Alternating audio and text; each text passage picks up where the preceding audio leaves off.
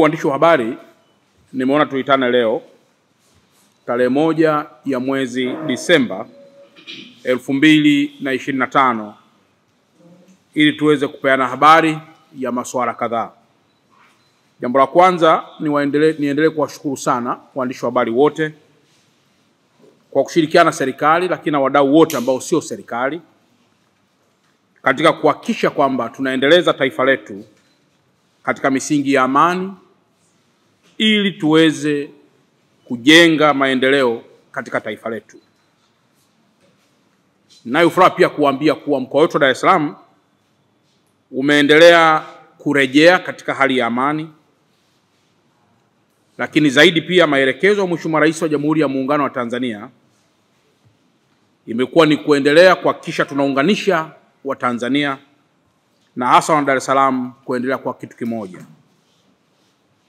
Maelekezo pia katika ziara kadhaa zilizofanywa na Waziri Mkuu wa Jamhuri ya Muungano wa Tanzania yamekuwa pia ni kuhakikisha tunaendelea kukarabati miundombinu yote iliyoharibiwa, na pale ambapo huduma zilikuwa zimesimama, huduma hizo kuendelea sasa rasmi ili kuendelea kuhudumia Watanzania kama vile mabasi ya mwendokasi na huduma zinginezo.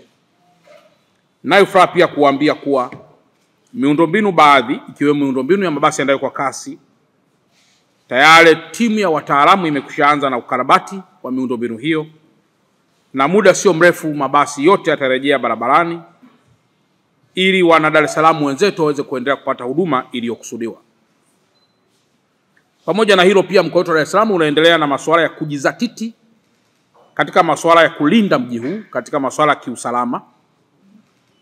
Kwa mtakapoona huko uraiani kuna vyombo vya dola, tutoe ushirikiano kwa pale ambapo tunadhani kunaweza kuwa kuna makundi ya watu katika mji wetu ambayo hayana ama hayaeleweki vizuri, basi tutoe taarifa kwa vyombo vya dola, tutoe taarifa kwa serikali zetu za mitaa ili hatua kali na za haraka ziweze kuchukuliwa kwa mtu yoyote ambaye bado ana viashiria vya kuvunja amani katika mkoa wetu.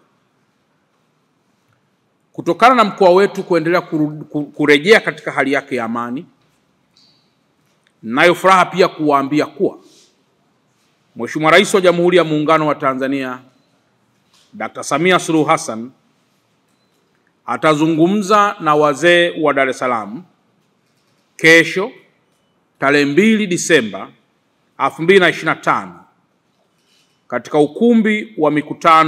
ukumbi wa kimataifa wa mikutano wa Julius Nyerere kuanzia saa 5 asubuhi na kuendelea.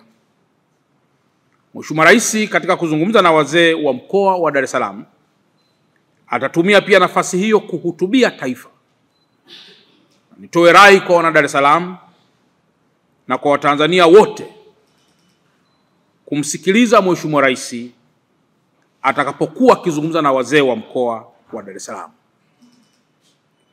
Hii ni moja ya hatua kubwa anayoichukua Mheshimiwa Rais wa Jamhuri ya Muungano wa Tanzania ili kuhakikisha nchi yetu si tu inaendelea kurejea katika amani, lakini pia inaendelea kuwa kitu kimoja, inaendelea kujenga taswira njema ndani na hata nje ya taifa letu, lakini inaendelea pia kukuza na kuimarisha diplomasia yake, ikiwa pamoja pia na kuhakikisha nchi yetu inaendelea kuwa kivutio cha uwekezaji kwa mataifa yote. Aidha, Mheshimiwa Rais katika kuhutubia huko ataambatana pia na wageni wengine wengi, wakiwepo viongozi wa serikali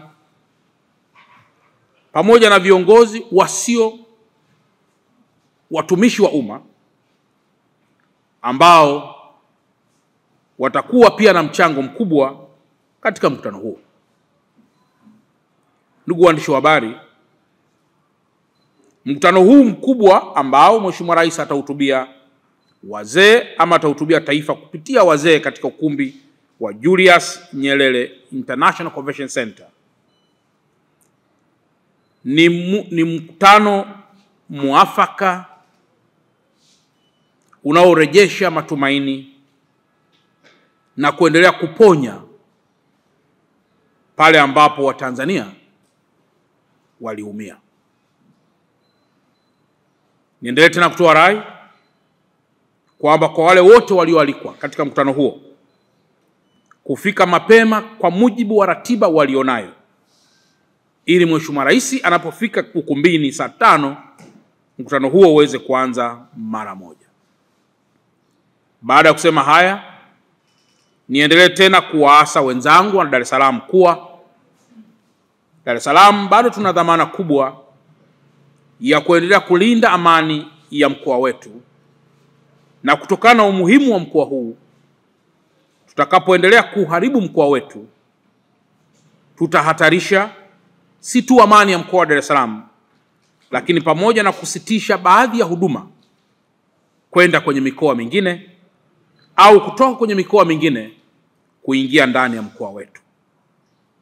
Niendelee tena kuwasihi kwamba sasa ni muda wa kujenga taifa letu pamoja.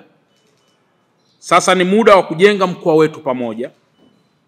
Sasa ni muda wa kulumbana kwa hoja na si kulumbana kwa kuharibu miundombinu au la kwa kufanya fujo zinazoweza zikapelekea maumivu na pengine hata kukatisha maisha ya wenzetu.